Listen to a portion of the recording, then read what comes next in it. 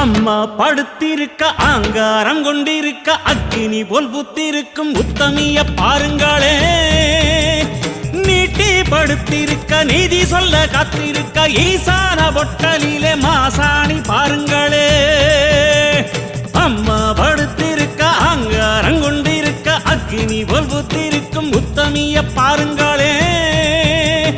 நீட்டி படுத்திருக்க நீதி சொல்ல காத்திருக்க ஈசான பொட்டலிலே மாசாணி பாருங்களே. வம்பு வழக்கெல்லாம் துன்பம் கொடுக்கையில் மிளகா சாந்தரச்சி கேட்டாளே. நாம கலங்காம மாசாணி காத்தாளே.